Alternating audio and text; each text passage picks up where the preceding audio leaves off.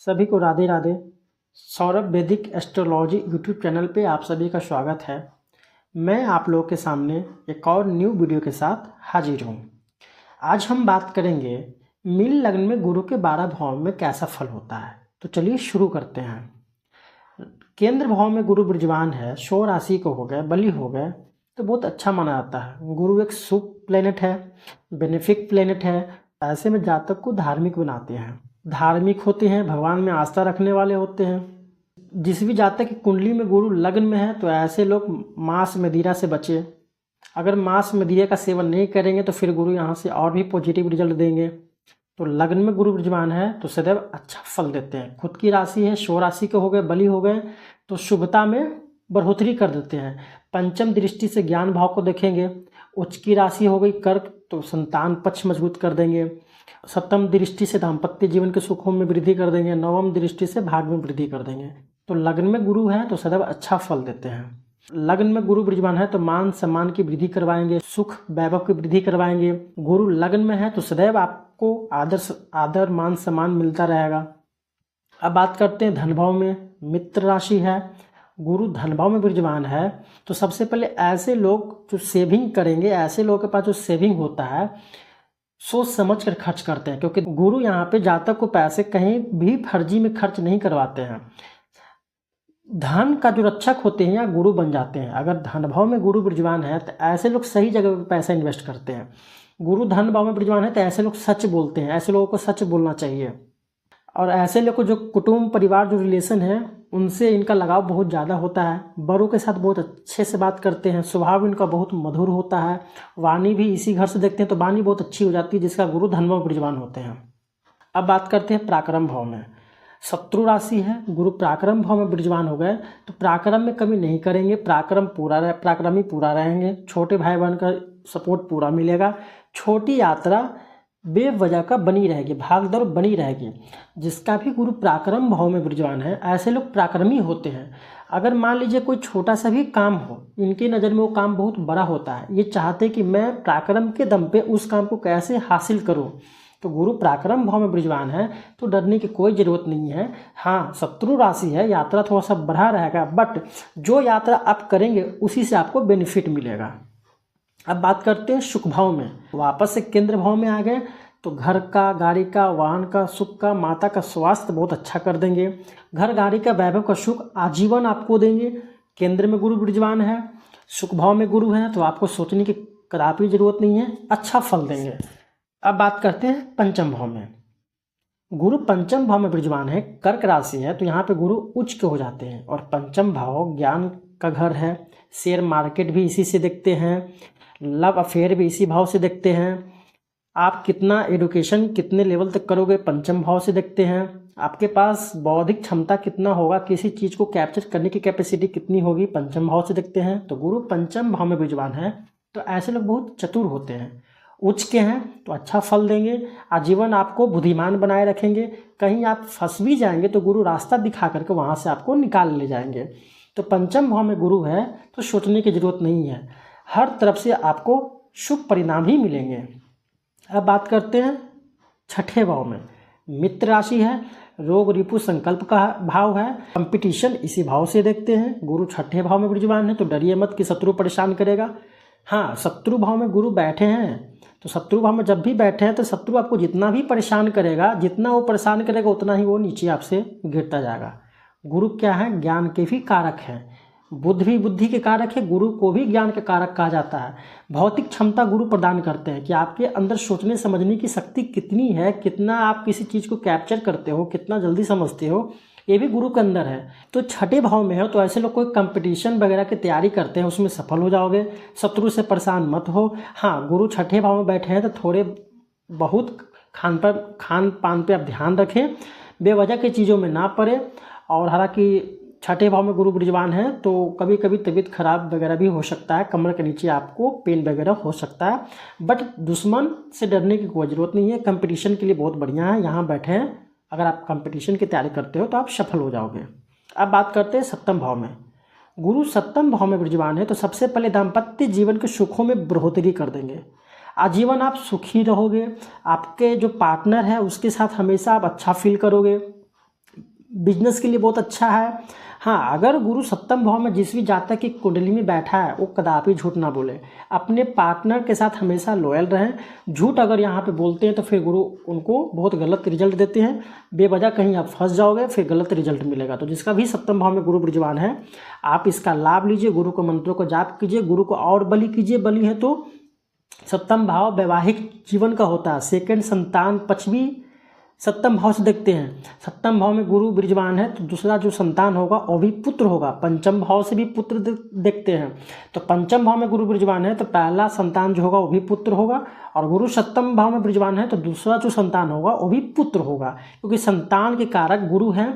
तो गुरु मंगल सूर्य पुत्र के कारक ग्रह है, तो सप्तम भाव में गुरु विराजमान है। आप लॉयल रहें, भौतिक सुखों का आप आनंद ले पाएंगे। पार्टनरशिप के साथ कभी भी गद्दारी ना करें और वैवाहिक जीवन आपका सुख में गुजरेगा। अब बात करते हैं अष्टम भाव में, मृत्यु तुल्य कष्ट का भाव है। आकस्मिक प्रॉब्लम इसी भाव से देखते हैं, व्हीकल डैमेज, छोटे बहुत चोट चपेट, आकस्मिक जो प्रॉब्लम आती है अष्टम भाव से देखते हैं। शत्रु राशि है तो गुरु अष्टम भाव में विराजमान है, तो ऐसे लोगों को सबसे पहले सावधानी बरतनी चाहिए, क्योंकि सप्तम दृष्टि यहाँ से वाणी भाव में देखेंगे। खान पान भी सेकंड हाउस से देखते हैं, तो सबसे पहले ऐसे लोगों को खान पान में परहेज करना चाहिए।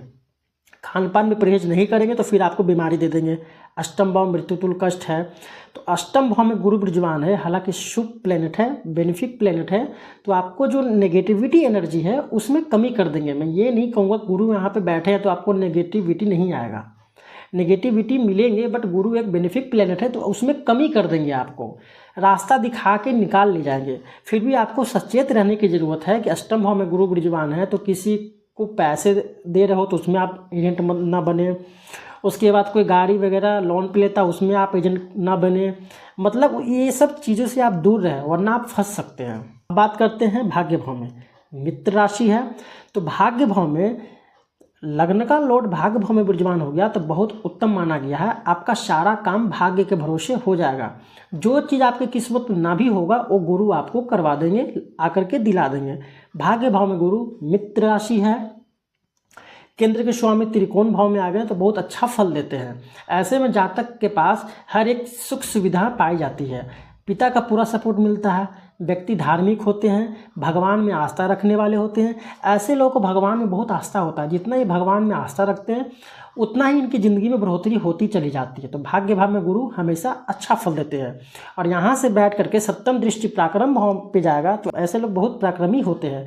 हर एक छोटी जो भी चीज़ होता है इनके लिए बहुत मायने रखता है, ये सीरियस लेते हैं, छोटा भी चीज़ को, छोटा भी काम को ये छोटा नहीं समझते हैं। अब पराक्रम में वृद्धि होती है तो ये आगे बढ़ते चले जाते हैं।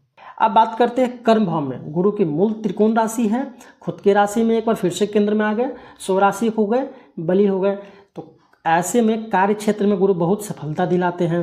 ऐसे लोग अपना एक गोल निश्चित करते हैं और उस गोल को पूरा करने में सफल होते हैं। गुरु कर्म भाव में विराजमान है, गुरु की मूल त्रिकोण राशि है, तो ऐसे लोग नेता वगैरह भी बनते हैं, अच्छे पोस्ट पे होते हैं।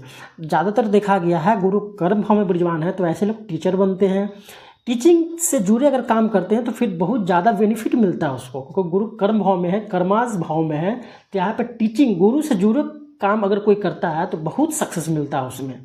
तो गुरु, मैं जहाँ तक कुंडली एनालाइज किया हूँ, जिसका भी गुरु कर्म भाव में विराजमान है, मूल त्रिकोण गुरु की खुद की राशि है, ऐसे लोग टीचिंग के मामले में जॉब करते हैं, या फिर ऐसे लोग गुरु से जुड़े कर्तव्य का बिजनेस करते हैं, उसमें उनको बहुत सफलता मिलती है। और सप्तम दृष्टि सुख भाव पे जाएगा तो ऐसे लोग अपने पैसे के दम पर घर, गाड़ी, वाहन, प्रॉपर्टी का सुख लेते हैं, माता का स्वास्थ्य अच्छा होता है, और ऐसे लोग भी बड़ों का बहुत सम्मान करते हैं, क्योंकि कर्म का भाव है। गुरु जिसका दसम भाव में विराजमान होगा, आप देखिएगा ऐसे लोग छोटे बड़ों के साथ आचरण बहुत अच्छा होगा, बहुत प्यार से, बहुत मधुर स्वभाव से बात करेंगे। तो कर्म भाव में गुरु अच्छा फल देते हैं। अब बात करते हैं लाभ भाव में। लाभ भाव में मकर राशि है, गुरु नीच के हो गया। मकर राशि में गुरु 5 डिग्री तक नीच के माने जाते हैं। तो लाभ भाव में गुरु बैठे हैं तो इच्छाओं में कमी कर देंगे। हालांकि मित्र का सपोर्ट में कमी नहीं होगा, मित्र मिलेगा, बट आपको मित्र कौन अच्छा है उसे पहचानने में आपको तकलीफ होगी, आपको आदमी पहचानने में बहुत प्रॉब्लम होगी, कौन अच्छा है, कौन आपके लिए बेस्ट है, समय आने पर कौन आपको धोखा दे देगा, इसकी पहचान आप नहीं कर पाओगे, क्योंकि गुरु नीच के हो गए, इच्छा पूर्ति भाव में है। तो जितना आप इच्छा चाहोगे उतना आपको इच्छा पूर्ति नहीं होगा। शनि की राशि है और शनि चंद्रमा से कहीं केंद्र में बैठा हो तो फिर नीच भंग हो जाता है।